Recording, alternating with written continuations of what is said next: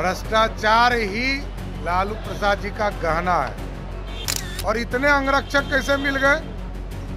किस आधार पर लालू प्रसाद जी के अंगरक्षक का दुरुपयोग किया जा रहा है?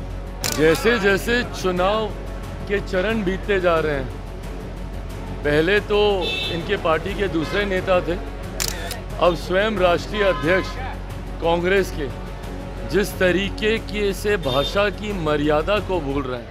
काराकाट तो है ही है, तो पार्टी की गतिविधियाँ सही नहीं रहेगी तो यही नहीं होगा। किसी भी पार्टी में होता ही है। जब पार्टी चुनाव लड़ा रही है, एनडीए चुनाव लड़ रही है और एनडीए के खिलाफ आप चुनाव लड़ेंगे तो निश्चित तौर पर आप समझ रहे पार्टी को काम नहीं कर रहे हैं।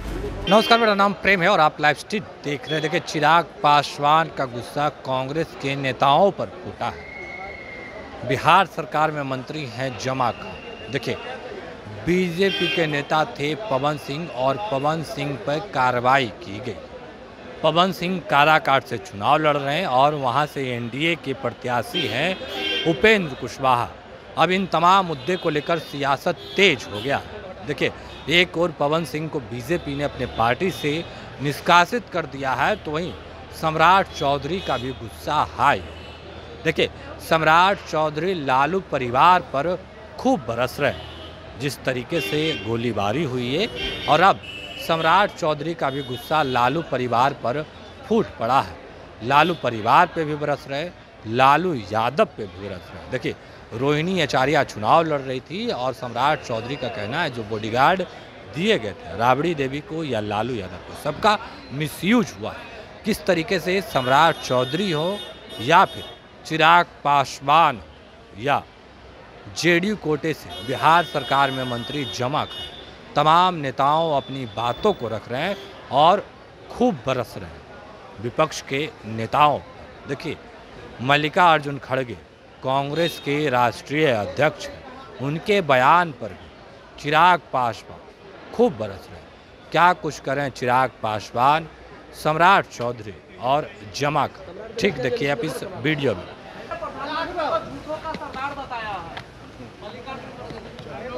जैसे जैसे चुनाव के चरण बीतते जा रहे हैं, पहले तो इनके पार्टी के दूसरे नेता थे, अब स्वयं राष्ट्रीय अध्यक्ष कांग्रेस के जिस तरीके की से भाषा की मर्यादा को भूल रहे हैं, ऐसे में ये बात प्रमाणित होती है कि रुझान इनके पास भी पहुंच रहे हैं।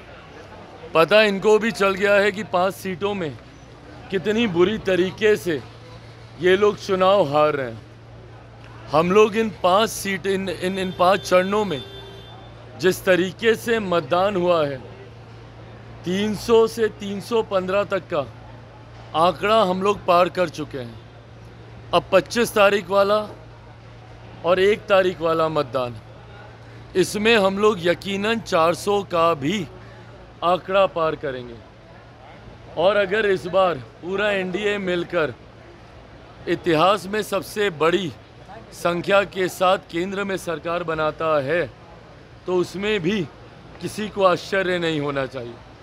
और कांग्रेस अपने ऑल टाइम लो पर अगर जाती है तो उसमें भी किसी को एतराज़ नहीं होना चाहिए। ऐसे में ऐसी भाषा का इस्तेमाल सिर्फ इसीलिए हो रहा है क्योंकि अब वो बौखलाहट उनके अंदर भरती जा रही है। अपनी सीटें कम होता देख और एनडीए की अनप्रेसिडेंटेड जीत की ओर जो एनडीए अग्रसर हो रहा है, उसकी बौखलाहट है कि ऐसे शब्दों का इस्तेमाल हो रहा है।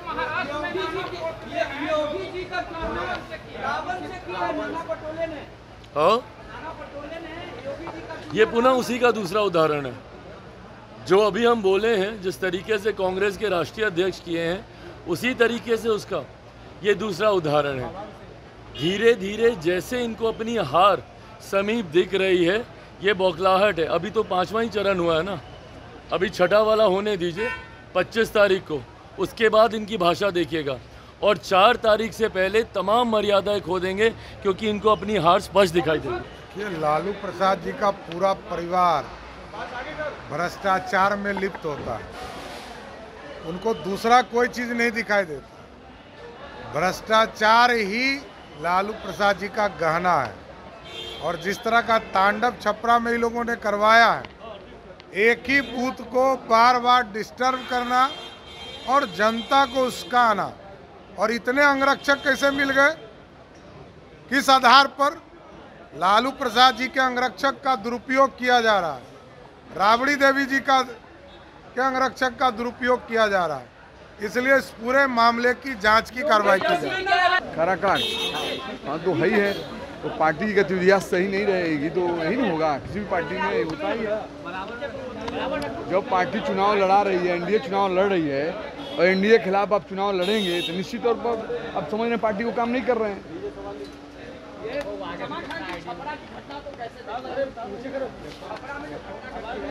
देखिए जो घटना घटी है, कार्रवाई की जा रही है, गलत तो गलत कहेंगे, जो भी घटना किया गलत किया है, जो भी किया होगा वो बचेगा नहीं।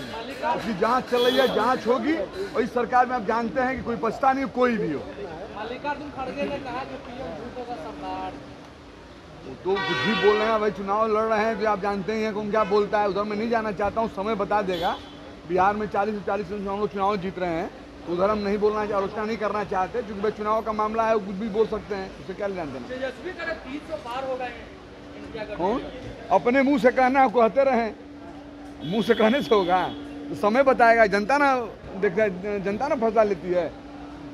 योगी की तुलना रावण से कर रहा है नाना। हाँ, ये कांग्रेस के प्रदेश अध्यक्ष महाराष्ट्र के, वो नाना पटोले जिस तरह का बयान दे रहे हैं, योगी की तुलना रावण से कर रहे हैं, कह रहे हैं कि रावण कौन कर रहा है? नाना पटोले कांग्रेस के हम नहीं सुने हैं, अगर करते होंगे तो आप समझ रहे हैं कि जो अभी एनडी रहेगा तो कुछ भी कर सकता है, कुछ भी लोग बक रहा है। जब 4 तारीख आएगी आप उधर सामने आ जाएगा, जनता का फैसला वो देख लेंगे। तो अभी आप सम्राट चौधरी को सुन रहे थे, जमा खान को सुन रहे थे और चिराग पासवान को सुना है कि किस तरीके से जो तमाम नेता हैं वो अपनी बातों को रख रहे हैं, खूब बरस रहे थे। लालू परिवार पर भी सम्राट चौधरी किस तरीके से भ्रष्टाचार का आरोप लगा रहे थे। तमाम नेताओं का आपने बयान सुना है, सम्राट चौधरी को भी सुना है और चिराग पासवान को भी सुना है, जमा खान को भी सुना है कि किस तरीके से तमाम जो नेता हैं वो इंडिया गठबंधन के नेताओं पर सवाल खड़े कर रहे हैं। कांग्रेस के राष्ट्रीय अध्यक्ष मल्लिकार्जुन खड़गे के भी बयान पर खूब बरस रहे थे चिराग पासवान, किस तरीके से जवाब दे रहे थे वो भी आपने सुना है। अब देखने वाली बात होती है कि कांग्रेस के नेता क्या कुछ जवाब देते हैं, तेजस्वी यादव क्या कुछ जवाब देते हैं। देखिए चिराग पासवान को लेकर आज ही तेजस्वी यादव और मुकेश सहनी का कहना है कि वो हाजीपुर से चुनाव हार रहे हैं, पर किस तरीके से चिराग पासवान बयान दे रहे थे हमने आपको सुनवाया है। उपेंद्र कुशवाहा को लेकर भी सवाल पूछे गए थे, किस तरीके से सम्राट चौधरी बयान दे रहे थे वो भी हमने आपको सुनवाया है। पवन सिंह को लेकर बिहार सरकार के जेडीयू कोटे से मंत्री जमा खान क्या कुछ जवाब दे रहे थे, तमाम नेताओं का बयान आपने सुना। फिलहाल के लिए इतना ही, बने रहे लाइव स्टूडियो के साथ। लाइव स्टूडियो को सब्सक्राइब नहीं किया सब्सक्राइब कीजिए, हमारे फेसबुक पेज को लाइक करना बिल्कुल न भूलें। धन्यवाद।